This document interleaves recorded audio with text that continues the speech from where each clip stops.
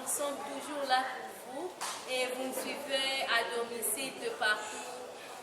Kinshasa, Gaza et partout dans le monde, sur YouTube ainsi que nos télévisions. Et aujourd'hui, nous sommes là avec notre sujet qui est cause et rupture de fiançailles, ainsi que dans des couples aussi. Et ensemble avec mon confrère, nous allons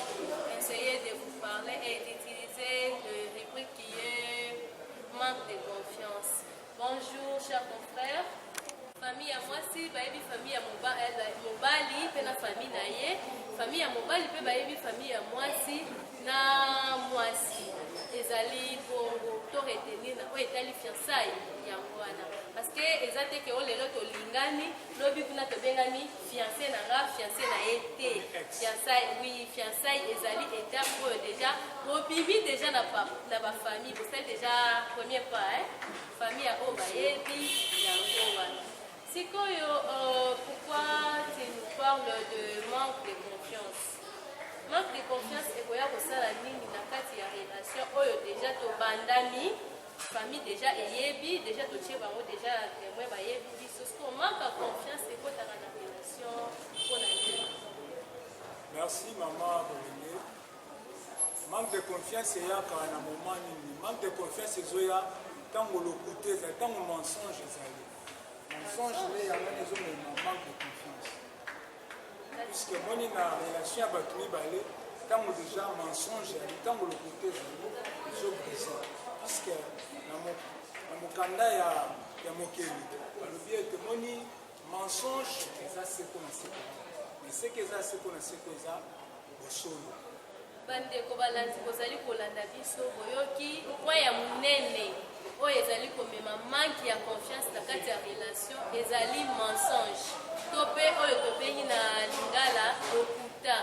na kati ya relation yango wana sikoyo ndeko azomeka sikoyo koexplike biso toyeba antuka makelele te bozala vraiment attentive tofungola matoi tobenga bo baza pembeni tofanda tolanda oyo ezosalaki ekotisa manque ya confiance na relation point ya monene alobi ezali mensonge sikoyo par mensonge ozali kolobela biso nini eloko nini ekolakisa ke lokuta eza na kati to oyo ezomanke ezokotisa lokuta peut-être mpe en l'aide ya exemple topelakisa biso to oexplike biso po toyeba oyo ezali kolema bongo manque ya confiance na relation. Merci mingi maman Bolenge. Eloko ezosala ete lokuta ezala mingi nakoki kopesa exemple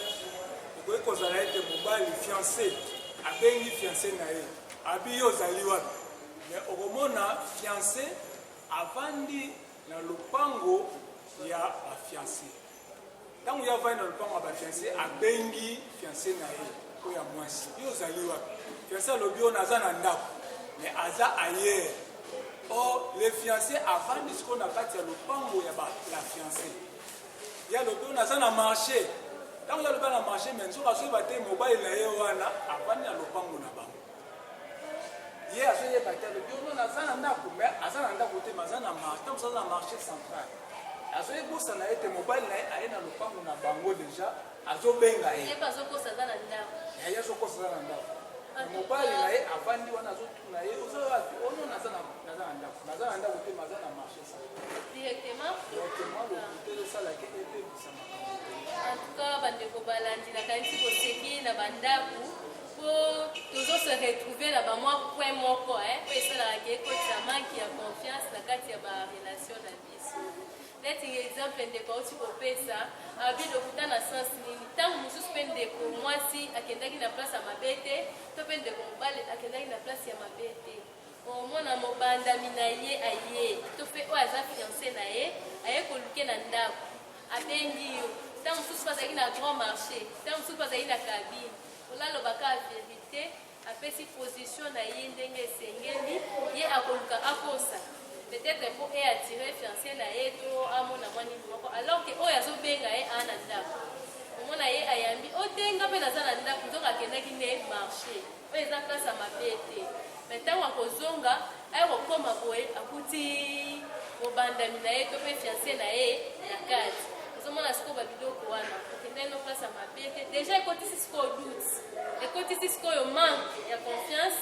na mobandami na yo te mpo mozalisi na yo na nini yango wana ezali komema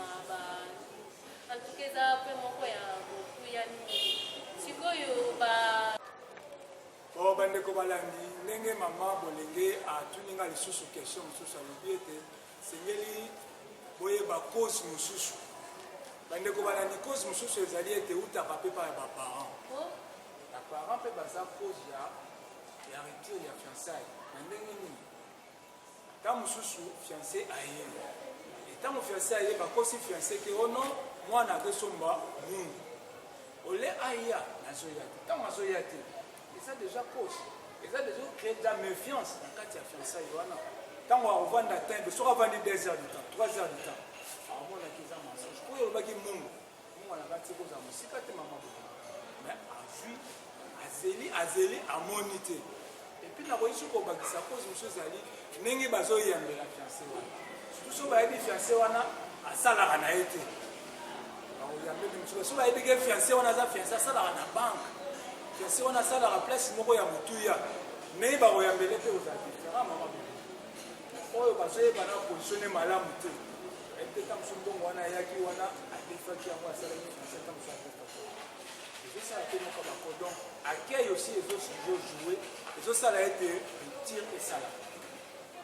wana oluka ya baparent makambo te ale bandeko balandi nakanisi boyoki tozwi mwa baminute ya silence tose retrouve totali tomoni ke bacause mosusu mpe ezali kouta na baparent balingi kocouvrir bana mingi na ndenge ndeko auti koloba ntango mosusu baparent baomona fiancé ya mwana aye koluka mwana na place azwa ye mwa temps mpo afanda azela mwana ntango mosusu mpe ayebaki place mwana ake te mais mpona kocouvrir oyo etali mwana na ye abimisi mabe te na mobandami na ye to mpe fiancé na ye akokosa te ezela ye natindeka awa epa mama Georgette par exemple to natindi mpe na boutique oyo asomba eloko moko omona fiancé afandi azozela apesi confiance na mama po parent akosaka te to mpe papa to mpe mama andimi te batindi ye aza mosika te azoya mais ntango afandi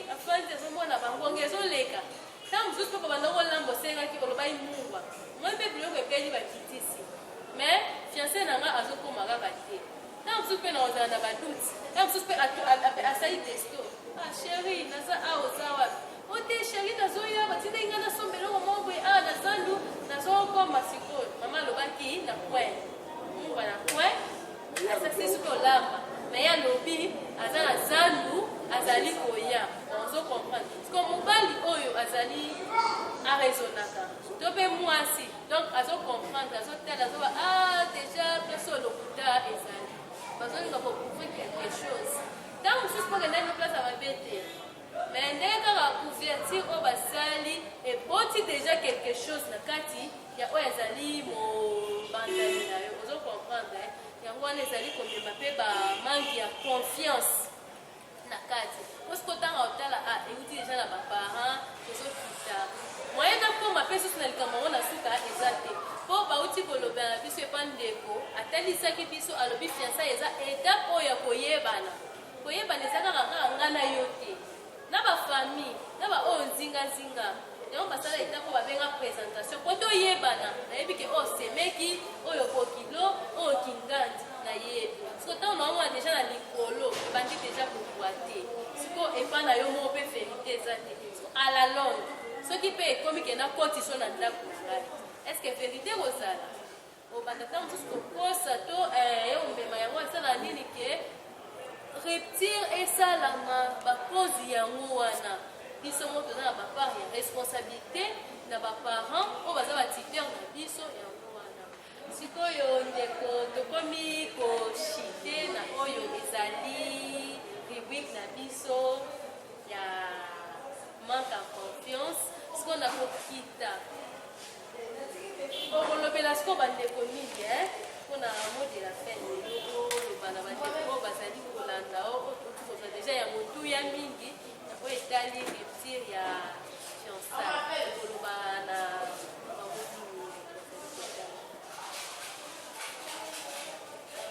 Merci bandeko balandi. Oyo tolingi toloba ya motuya po etali fiançailles ezala na rupture te. Po fiançailles ekende malamu tosengi na biso ete esengeli na biso tozala na oui se retrouver déjà na mwa bapart ya responsabilité na oyo etali biso moko na baparent na okokokufri bana sikoyo par wana estce cause mosusu ezali oyo ekosalaki ekoze ba rupture to na manque ya confiance parce que tokomi kokenda kochite otalisa biso soki cause mosusu mpe ezali na bandenge nini comme ça toyeba mpona koevite na barelation na biso. mama bolenge nasepeli mingi cause ezali yango wana cause oyo toki tobetela yango mbela makasi tolingi vraiment tobetela yango sete mpenza makasi cause oyo etali habillement ya basi habillement ya basi mpo nzoto ya mwasi esengeli ebombama nzoto ya mwasi balakisaka ngo pambapamba biso etanke baafricain toza na culture na biso toza mpe na merce na biso yango na mwasi nzoto na ye balakisa yango pambapamba habillement ekomi trop sexy yango na mpenza moko ya bacause oyo ezosala ye te barupture ya fiançai esalama puisque ntango mwasi azolata mabe azokoexcite motu nyonso nzoto ya mwasi eatiraka motu nyonso tozala bahypocrite te nzoto ya mwasi etiraka motu nyonso yango wana tozobeta mbela na cause héritier ya fiançai esengeli mwasi alata malamu soki tokeye na mokanda ya bonzambe kuna bazoloba mwasi esengeli alata décemment alobi nde alata décemment na sikoyo tomoni sexy eye makasi nayebi te baparent bazotala susu bana te mais cela edi ya quoi kolata sexy doni bajipe ya mikuse bilamba mosusu mikolo ekomi ya bamusline omona eza molai jipe moko ya moke na kati alors mama ezosala mpe mpasi mingi Papa Richard esengeli balandela bana malamu. Papa Richard so olobi boye na okamwa bandeko balandi nakanisi boza na ngai elongo tozali kolanda rubrique na biso ezali ya manque ya confiance na kati ya ligne ya relation sikoyo bauti touche point moko oyo nga mpe naza na kati elongo na bino batozolanda nga naza mwasi ya lobi eloko ezopose lisusu manque ya confiance na relation ezali habillement to apportement na biso na mwasi oyo ezali kolata sexy papa nga namoni eloko ye osala ya mabe na kati wana te mpo ntango oye kolinga ngai ntango mobali aye soki alingaki ngai na jipe ya mokuse elakisi ke ezalaki guna ye yango wana yatiraki ye aya mpe yanga mpo alandaki ngai na ndenge nalataki so yango ekokoma ndenge nini ekoma cause to mpe manque ya confiance na moko ya baoyo ekosalaki ekata relation ekende liboso estce eza te kende ko mobali moto akomi na makanisi to ya mabe soit alingi mpe se rentrice to mpe alingi achange amoni ase débarrasse na mwana ya mwasi yango alingi alukela ye na makambo oyo etali apportement to mpe habillement na ye. Merci mama bolenge ezali mobali mosusu alingi mwasi ndenge azali bayokani ke non akochange mwasi alobi akochange mais ti bazokende na betape wana mwasi azochange azokontinue kaka na elateli na ye yango mo tozopesa conseil bandeko esengeli bandeko na biso ya basi esengeli balata malamu puisque eza très important. Oui bandeko balandi boyoki place oyo likambo ezali habillement eza te ke oyo yamonelaka yo wana to mpe na ndenge babi mutu oyo alingi mutu na ye asalaka nyonso mpo achange ye azongise na nzela azongise mpenza normal ndenge elongo bani na ndenge ye azolinga mozalisi na ye to mpe oyo akozala lobi mwasi to mpe mobali na ye azala me bandeko basi bilamba eza na suka te to mpe eza mpe na baage oyo ezali komema tolata badoni tolata babise eza na baage mosusu mpe ata bateyi yo te yo moko na ndenge ozokola ozotala ye te mpo nazala malamu mpona evite oyo esengi kolata boye mapisi mpe nasepesaka mobali nanga mpo ntango bolinganaki mpona vi okoma ntina ya suka ya makambo nyonso mais oyokanaki deja na mobali olobaki okochange okotika tema oyo ezalaki ya mabe habillement oyo ezalaki ya mabe alors ndeka komeka kochange mpo bolingi ouverture eza nango ebele po bokutana lisusu bobanda lisusu komesana to mpe oui il faut siko oluka ochange soki olinga mobali na ochange oyoki oyo ye azoloba po mobali ezala kaka maître mobali mpe yoka mwasi na ye soki balobi te papa ezali te mopuse ti awa namoni napuse yango ata likolo ya genou to mpe na genou bokoyokana eza te likambo te emema biso na nini mais soki osopesaki parole na yo yeba korespecte yango kotenir parole na yo olobaki okochange change en tout cas na relation ezala te soki tokomi na kokende koshite namoni etikali mokambo te na régie bazali kosignale biso deja sikoyo baefe nini lisusu po tosi tozwi ya mwa ebele to mpe bageste moko ya bageste oyo tokoki koevite o mpe koki kosala ke bamanque ya confiance ekota na boto mpe soki mpe mwa conseil ezali olekapesa biso bato. Merci maman Bolande. Bandeko balandi tolingi tolakisa ye ete biloko ya mike mike oyo esalaka ete moto mpe ayeba te mwasi na ye azali kokosa mbali ya kokosa tozoyeba bango mpe na bageste tozoyeba bango mpe na baregard tozoyeba bango mpe na kanda tozoyeba bango mpe na manque ya parole omoni motu mosusu okoki kotuna ye likambo omoni kaka akomi na kanda yango ezosala ete toyeba ete moto oyo azali kokosa ngai eboso question epesa inga kanda nasependa yango nango te na siliki estce yango nde emema te esala manque ya confiance na kati ya relation elakisake nazokosa mpo nasependa yango na question te eye bandeko balandi bozolanda ngai toza ensemble tozosolola opose nonga question nasependa yango te so na répondre na kanda yango nde esalaka manque ya confiance ke eza lokuta preuve nini oyo oza nango te eza lokuta to question oyo ezalaki ya lolenge nini oyo esalaki napoi nanga orépondre to ememaki ezalaki ememi lokuta to bon mama bolenge moni psychologiquement ntango moto atuni yo question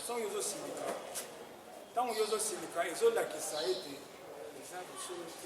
oso question ngo nasepe nango te epesi nango nga kanda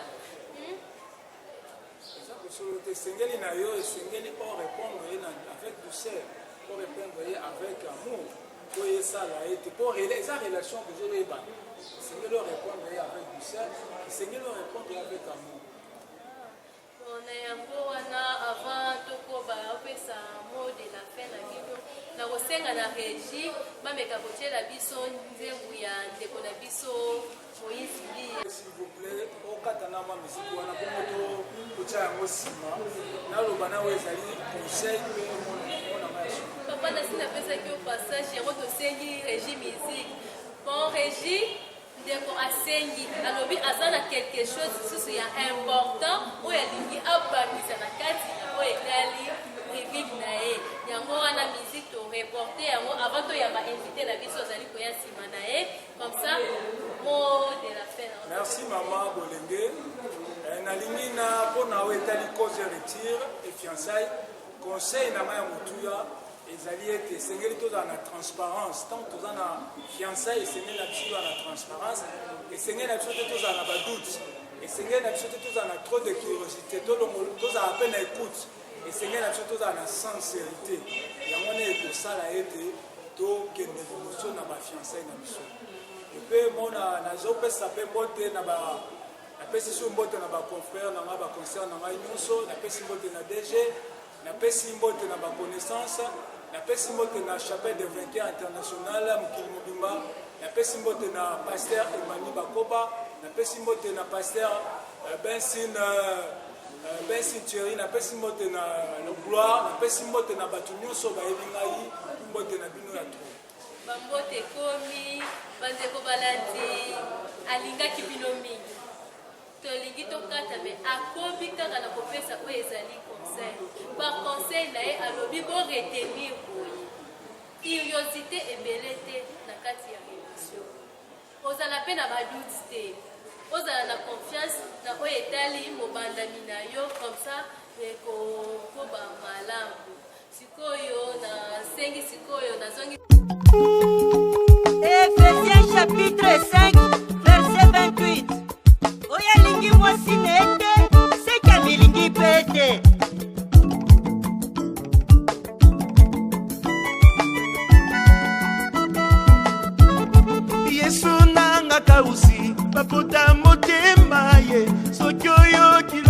moko esengo libala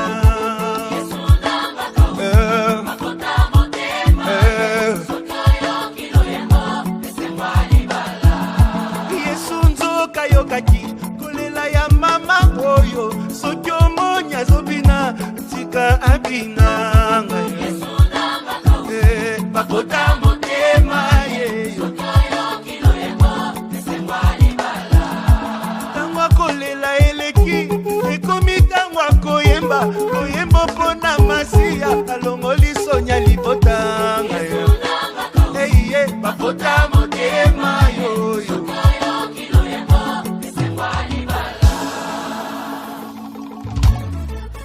Mesdames et messieurs, voici les mariés et que vivent les mariés. alongolanga na pasi yoyo na kozonga ntenga alongolanga na soni ayoyo na kozonga ntenga alongolanga na mpiaka ayaya zela na kozonga ntenga alongolanga na masumu ayaya na kozonga ntenga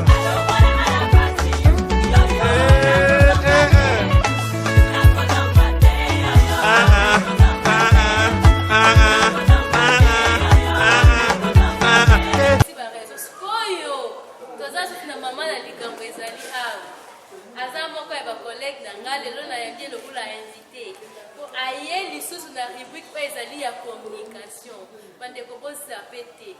bolongwa te bodeplace te boinvite badistraction po touti na manque ya confiance na kati ya fiançai sikoyo toza na communication na kati ya couple ye makambo oui kaka na ambiance wana sikoyo memeli biso sabo eza na communication salutation na téléspectateur ezali kolanda yo sikoyo. Merci na bandeko kozolanda biso nayebi te kokele olanda chaîne bino chaîne de référence Espoir Télévision kolobela oyo etali communication na kati ya couple na bafamille na biso oyo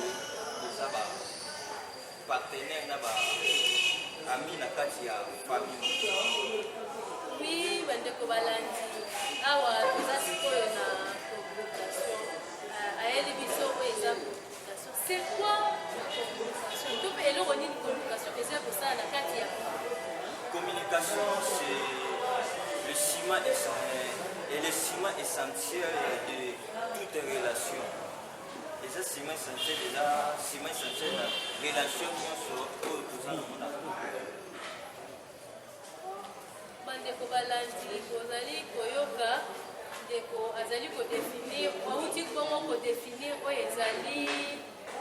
communication alobi selon ye communication ezali ciment essentiel ya barelation nyonso biso toyebi ke ciment basalaka yango mpona kotonga bandako kosala misala mais sikoyo na kati ya relation papa acha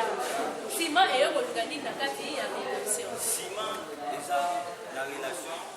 parce que soki tolingi kotonga ndako esengaka po ciment ezala po ciment yango wana nde esalaka ekanga de brique na moninga yango wana nde eza essentiel na kati ya couple na biso po ciment so eza te nayebi te soki totonga couple ndenge nini donc po communication eza yango wana nde eza eloko ya motuya na kati ya bandeko balandi bouti kolenda ndeko asha ndenge alobi nsima nde ezali eloko ya motuya na barelation na biso nsima nde ezali kosala couple ekangama to eleka na kofanda. Elle permet aussi au couple de devenir solide. Ah oui, Babi Sima permet au couple de devenir solide dans le sens que ceux qui couplent les en communication et vous allez la makasité de faire vous allez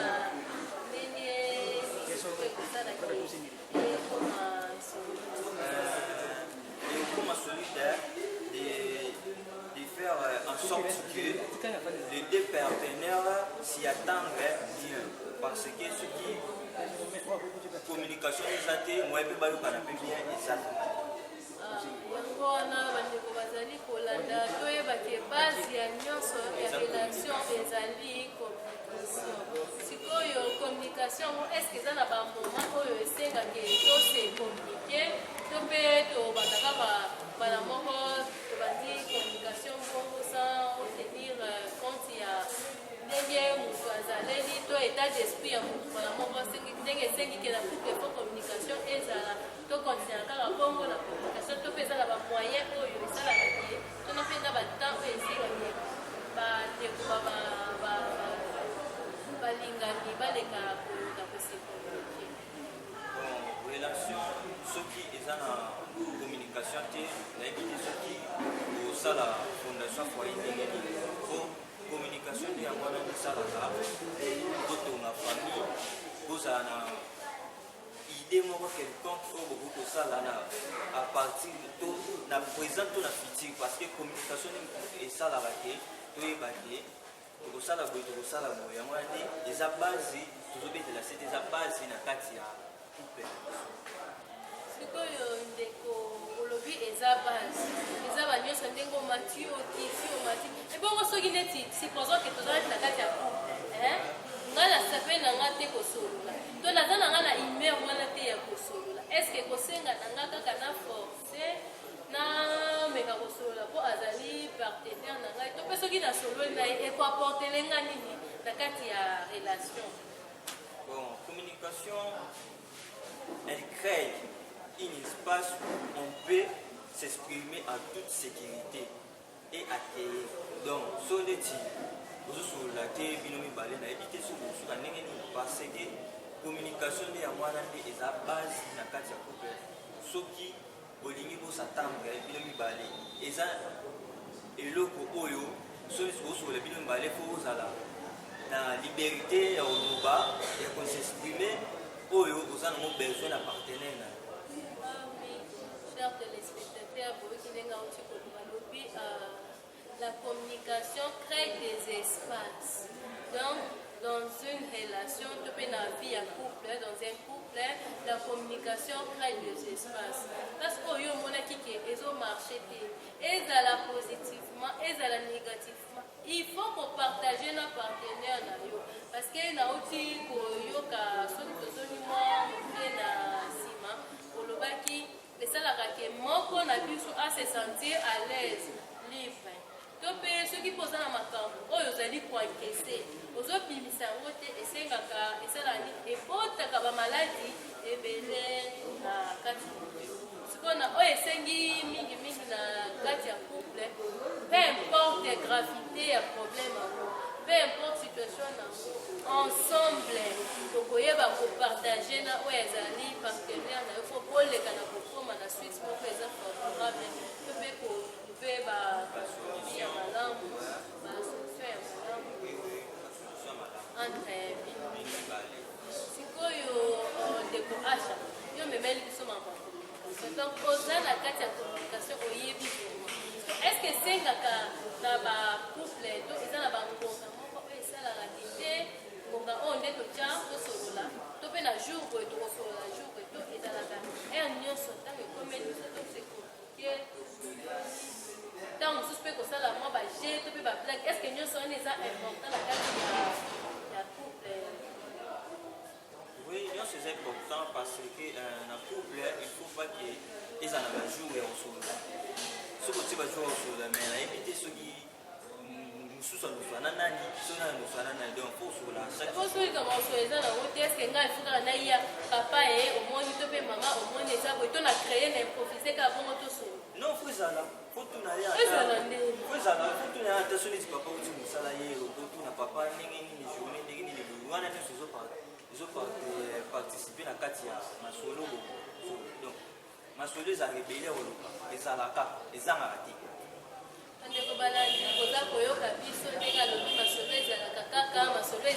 Il faut toujours créer pour solo. Supposons que papa Bimaki a qui Moussala a coûté un makambu moko esengi ke ebe sa moral na eto pe imer na et à la bienté. Tango ko maman na yambi ndenge esenga ke communication ezala na yambi mbala moko na bandi ko solo na mbala moko o yambi na ngambo. Mais il faut eba na couple partenaire bien oyo mobali akozala nango to mwasi akozala nango aza motu oyo baza na ye parce que ye nde aza partenaire akoede mpe na makambo ebele oyo akokutana nango na baniveau mosala ye mpe kaka aza koekipe na ye na kati ya ndako so neti o problème moko ezalaki ya kobetele lisolo peut-être solution koya na partir ya ye yango wana nde fo communication ezalaka. Oui, bandeko balandi tokomi kokende na koshite na oyo etali rubrique na biso na kati ya sujet na biso ezalaki cause et rupture ya fiançailles. Sikoyo nakoki kotuna eloko nini oyo esalaka sikoyo emanki ya communication eya kokota na kati mpona moi ozolobaka communication sikoyo manki eya okoma ndenge nini to ekoma ndenge keni communication emarche lisusu bien te na vie ya couple. Communication ekoki kozwa attente parce que mosusu akozala nkanda moya kosungisa ezala te po oyo ozwa bamo moko donc tokomi bongo binemi na kati ya couple donc oyo ozwa mo moko yo moko osentir geni donc moya osola lesokoma bien eza te yango tomona baproblème omona koswana tomonaka biloko donc soki nayoki yo malamu na oyo olobi ke binemi eza mpe permis na kati ya vie ya couple to mpe koswana donc eza bongo permis bon eza permis te bien sûr makambo eyaka nango mais makambo wana soki ekokoyeba ndenge nini yakoki kosalela mais ya koswana mpe ezalaka mais fo oyeba ndenge nini tokoswana na to nini oyo tokoswana po soki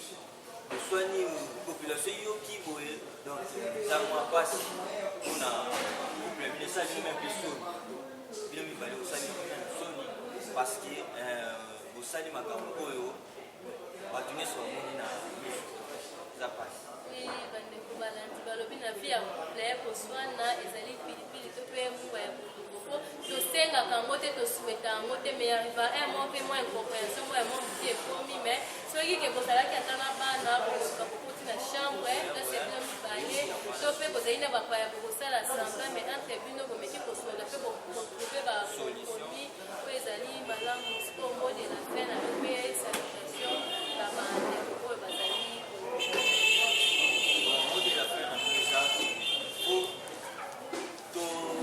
ndenge nini ya communiquer na biso il faut d'abord identifier les sources d'un problème. Ensuite on peut acquérir les bonnes outils pour se parler et s'attendre et écouter notre partenaire. Donc nous tozanga koyeba source ya problème ezali po kozwa maloba malamu oyo kokoloba na ndeko oyo koza na ye na couple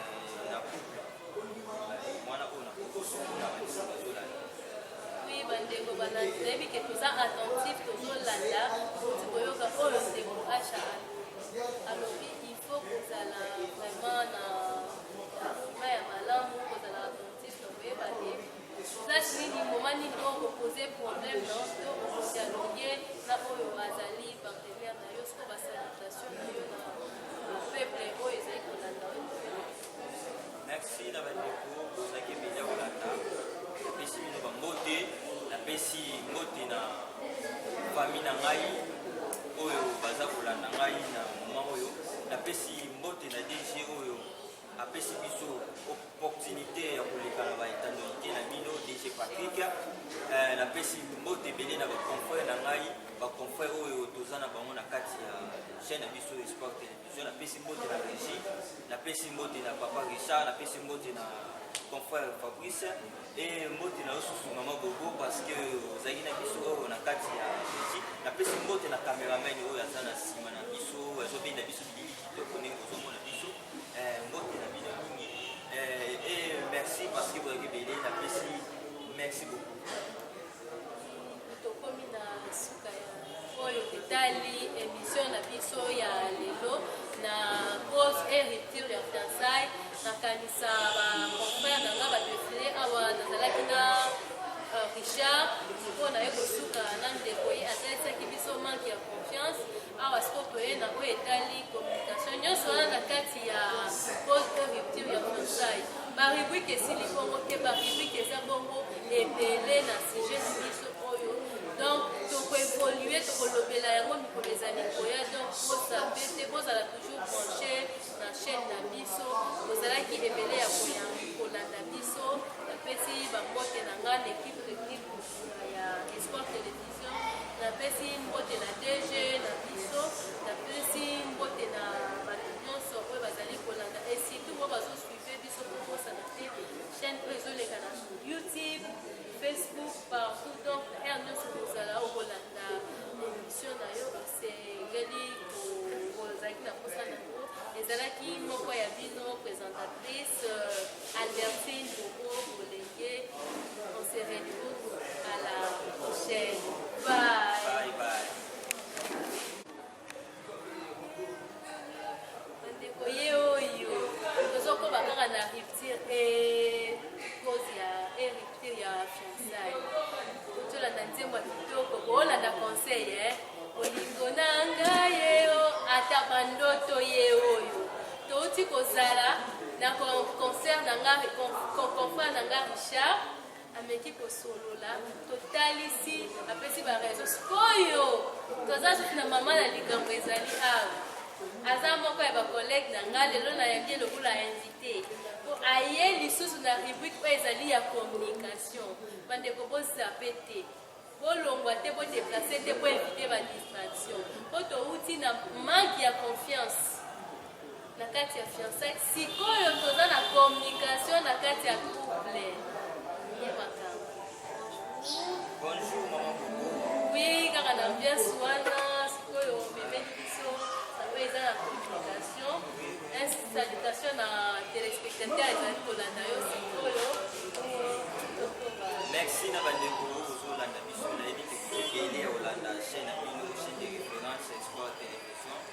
kolobela oyo etali communication na kati ya couple na bafamille na biso oyo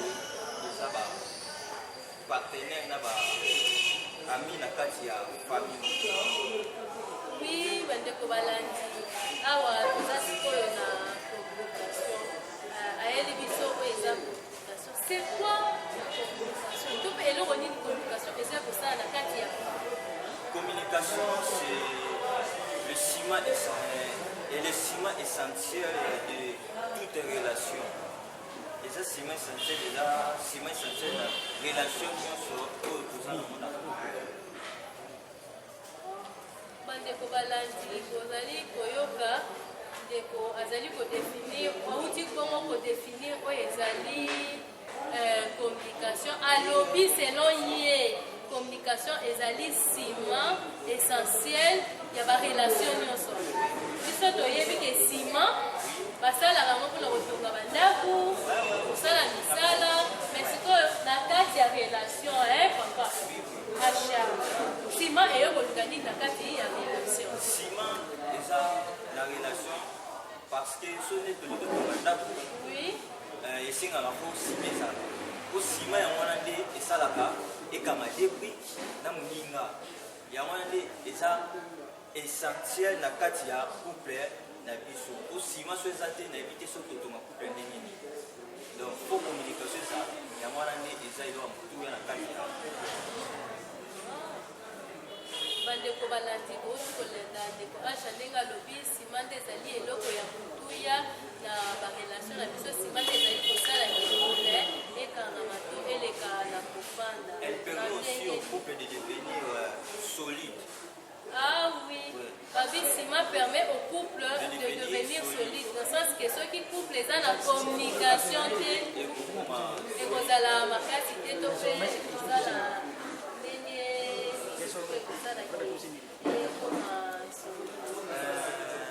Et comment solidaire de faire en sorte que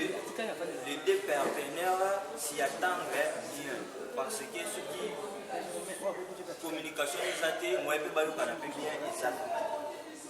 yango wana bandeko bazali kolanda toyebake base ya nyonso ya relation ezali communication sikoyo communication yango estce eza na bamoma oyo esengaki tose communike to mpe tobandaka bana moko tobandi communication bongo sans retenir compte ya ndenge moto azaleli to état d'esprit ya moto bana moko ndenge esengiki na couple fo communication ezala tokontinua kaka bongo na communication to mpe ezala bamoyen oyo esalaka te tona mpe na batemps oyo esekaki bandeko balingani baleka koluka kosekonoke. Relation soki eza na communication te nayebi te soki kosala fondation foyer ndenge nini po communication nde yango wana esalaka kotonga famille kozala na idée moko quelconque oyo bokoki kosala na à partir to na présent to na futur parce que communication esalaka te toyeba te tokosala boye tokosala boye yango wana nde eza base tozobetela sete eza base na kati ya couple. Sikoyo ndeko olobi eza base eza banyonso ndenge omati okisi omati ebongo soki neti supposons ke tozalaki na kati ya couple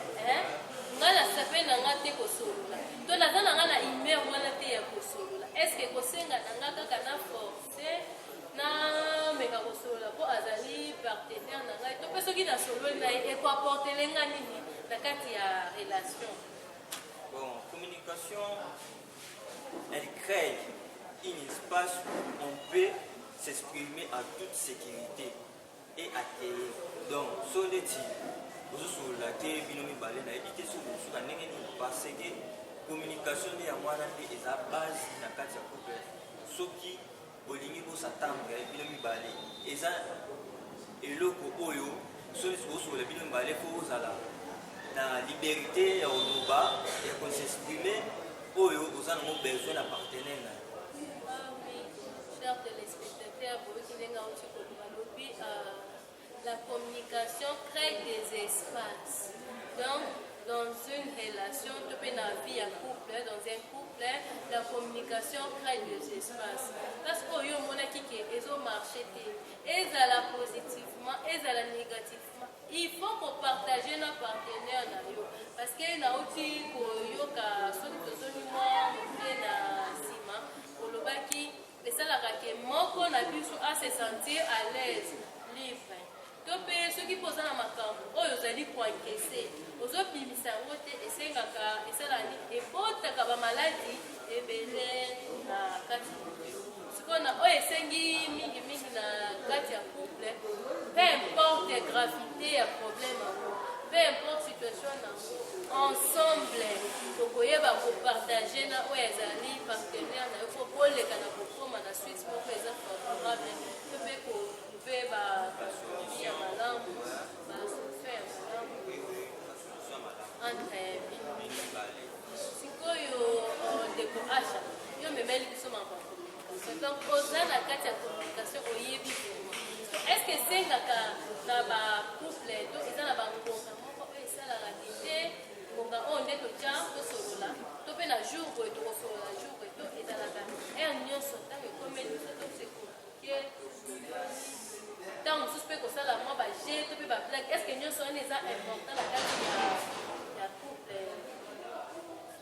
Oui, nyonso eza important parce que na couple il faut pas que ezala na bajour ya kosolola soki otie bajour ya kosolola mais nayebi te soki mosusu anoswana nani so na anoswana nani donc fo osolola chaque fois eza nango te estce ngai efokaka naiya papa ye omoni to mpe mama omoni eza boye to na créer na improvise kaka bongo tosolo non fo ezala fo tuna ye ezala ndenge fo ezala fo tuna ye ata so neti papa oti mosala ye ototuna papa ndenge nini journée ndenge nini wana nyonso ezoparticipe na kati ya masolo donc masolo ezala ebele koloba ezalaka ezangaka te bandeko balandi koza koyoka biso ndenge alobi masolo ezalaka kaka masolo ezangaka te il faut toujours kopreye fo kosolola supposons ke papa abimaki akeye mosala akutani na makambo moko oyo esengi ke ebebisa moral na ye to mpe humeur na ye ezala bien te ntango akomi mama na yambi ye ndenge esengaka communication ezala na yambi ye mbala moko na bandi kosolola ne mbala moko oyambelanga mone mais il faut oyeba na couple partenaire ya bien oyo mobali akozala nango to mwasi akozala nango aza motu oyo baza na ye parce que ye nde aza partenaire akoelie mpe na makambo ebele oyo akokutana nango na baniveau mosala ye mpe kaka aza koekipe na ye na kati ya ndako so neti o problème moko ezalaki ya bobetele lisolo peut-être solution boya na partir ya ye ya mwana nde fo communication ezalaka. Oui, bandeko balandi tokomi kokende na koshite na po etali epo rubrique na biso na kati ya sujet na biso ezalaki cause et rupture ya fiançailles. Sikoyo nakoki kotuna eloko nini oyo esalaka sikoyo ke manque ya communication eya kokota na kati mpona moi ozolobaka communication sikoyo manque ya okoma ndenge nini to ekoma ndenge ke communication emarche lisusu bien te na vie ya couple. Communication ekoki kozwa baattente parce que mosusu akozala nkanda moyen osungisa ezala te po oyo ozwa bamo moko tokomi bongo binemi na kati ya couple donc oyo ozwa mo moko osanti génie donc moyen osolane sokoma bien eza te yango tomona baproblème emona koswana tomonaka biloko donc soki nayoki yo malamu na oyo olobi ke binemi eza mpe permis na kati ya vie ya couple to mpe koswana donc eza bongo permis bon eza permis te bien sûr makambo eyaka na mo mais makambo wana soki ekokoyeba ndenge nini yakoki kosalela mais ya koswana mpe ezalaka mais fo oyeba ndenge nini tokoswana na to nini oyo tokoswana po soki oswani population yoki boye donc eza mwa mpasi mpona couple bino esali bino mpe soni bino mibale osali bino soni parce que osali makambo oyo bato nyonso bamoni na miso eza mpasi. bandeko balandi balobi na vie ya couple koswana ezali pilipili to mpe mbuba ya bolungu po tosengaka yango te tosueta yango te mais arriva un mo mpe mwa incompréhension mo ya mo moki ekomi mais soki ke kozalaki ata na bana kokoka kokoti na chambre place bino mibale to mpe kozali na bapaya kokosala semblant mais entre bino bomeki kosuela mpe bokope bakompromis oyo ezali malamu siko mot de la fin na mpe salutation babandeko oyo bazali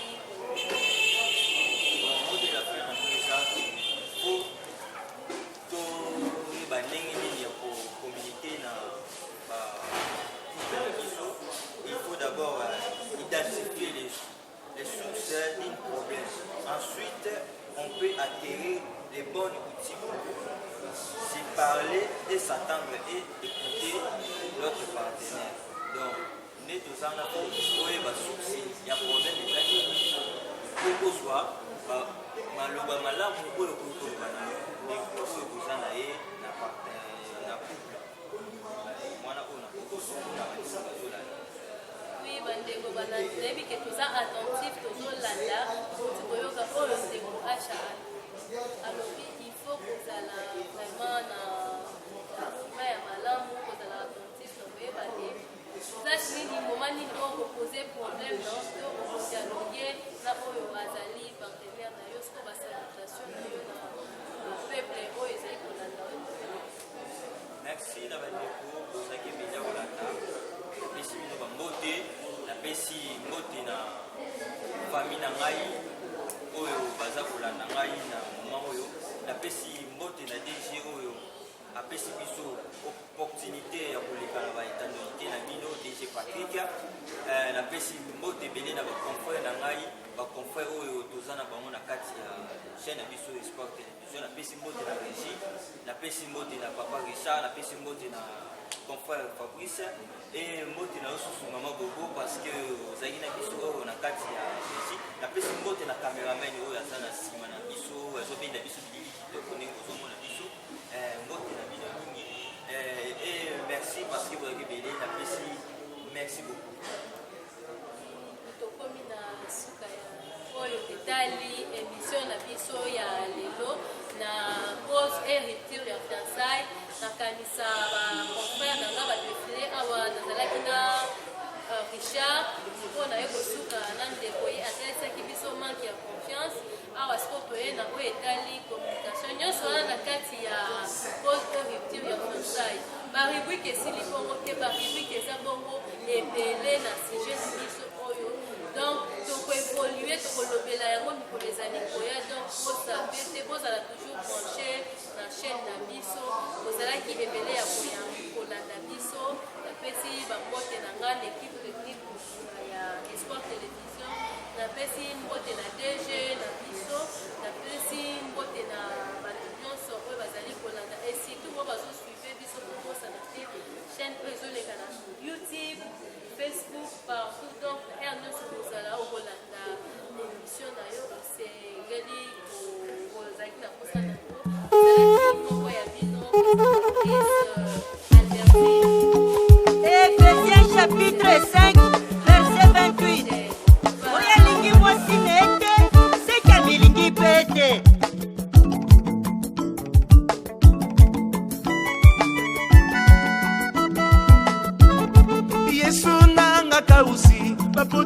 motema ye soki oyo kilo yembo esengo libala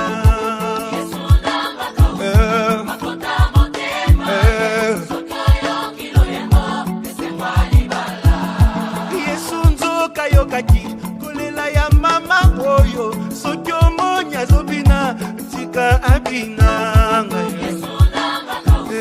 bakota motema ye tango akolela eleki ekomi tango akoyemba koyemba mpona masiya alongoli sonya libotanga eye bakota motema yoyo.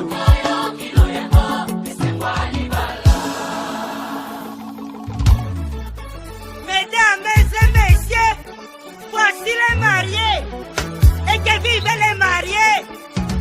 alongolanga na pasi yoyo na kozonga tenga alongolanga na soni ayoyo na kozonga tenga alongolanga na piaka ayaya zela na kozonga tenga alongolanga na masumu ayaya na kozonga tenga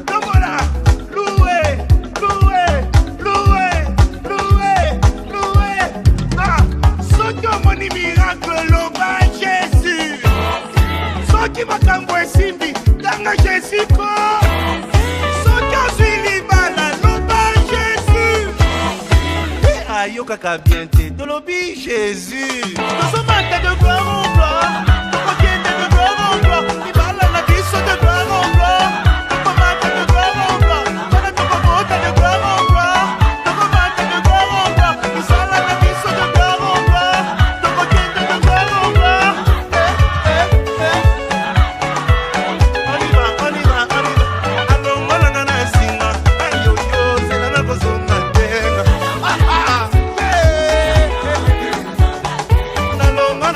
Famille, aïe aïe aïe, l'on va kozonga nalongwa na se ya botutu aïe aïe aïe na kozonga on y va belela na kozonga te lukanga na kozonga te nazelakanga na kozonga te motarenyo na kozonga te salamakita na kozonga